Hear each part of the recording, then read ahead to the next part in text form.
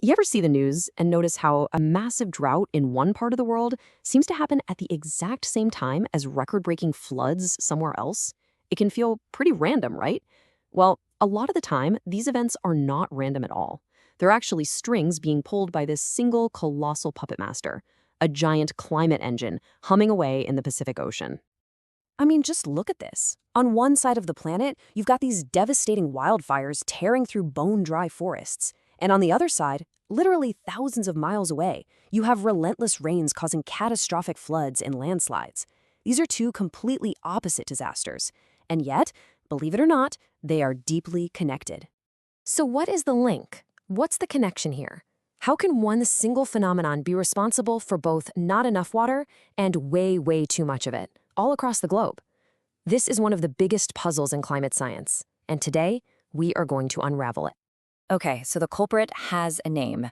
It's this massive, seesawing climate pattern called the El Niño Southern Oscillation. You've probably heard it called ENSO for short. And you can think of it as a complex dance between the ocean and the atmosphere that basically calls the shots for weather patterns across a huge chunk of our planet. All right, so let's get into the mechanics of this thing. To really get why ENSO can cause such wild extremes, we first have to understand how this massive engine works when it's just, idling in its normal everyday state. The key to this whole thing is something called the Walker circulation. Now, don't let the name scare you. Just picture a giant, invisible conveyor belt in the sky. And it's powered by a really simple fact. The ocean water over near Asia is usually a lot warmer than the water over near South America. That temperature difference is the engine. Okay, so let's break this down. See those arrows? Those are the trade winds, and they're almost always blowing from east to west. They're constantly pushing that warm surface water towards Australia and Indonesia, where it piles up into this massive warm pool. That warm, moist air rises and creates a ton of rain. Now, over on the other side, near Peru, all that warm water being pushed away allows cold water from the deep ocean to rise up to the surface. This process is called upwelling, and you have to remember that word. It's absolutely critical to this whole system.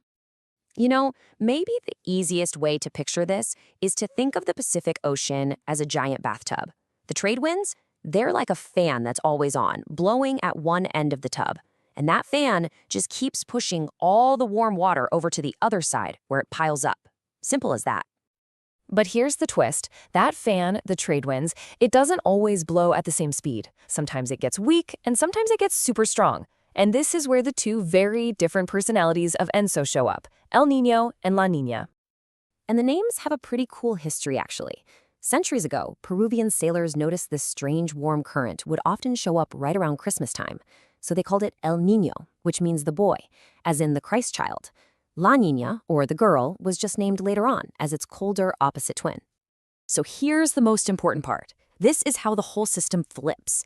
During an El Niño, our fan, those trade winds, they get really weak, or sometimes they even blow backwards.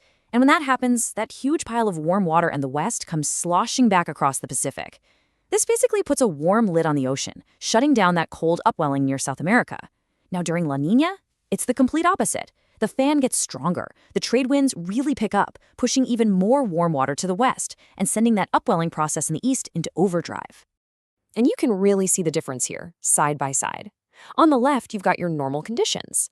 But then look over at La Niña on the right. See? It's not a different system. It's the normal system on steroids. The winds are blowing harder, the west is getting even warmer and wetter, and that cold water upwelling in the east is just off the charts. So, what happens when you move that much heat and moisture around in the world's biggest ocean? Well, it doesn't just stay in the Pacific. It sends out massive ripple effects, changing weather patterns for the entire planet.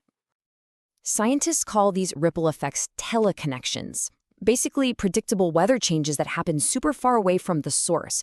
So during an El Niño, all that rain that normally dumps on Indonesia and Australia, it shifts, it moves out over the central Pacific.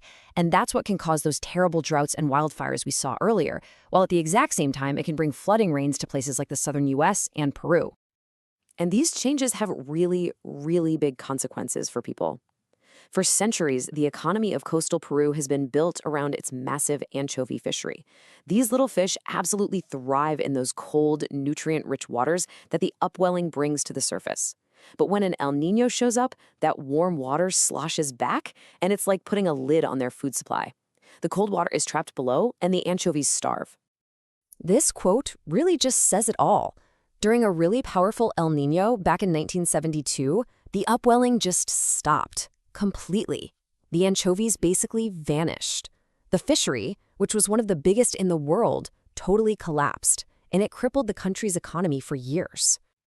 And the impacts just ripple out from there, affecting pretty much every part of our lives.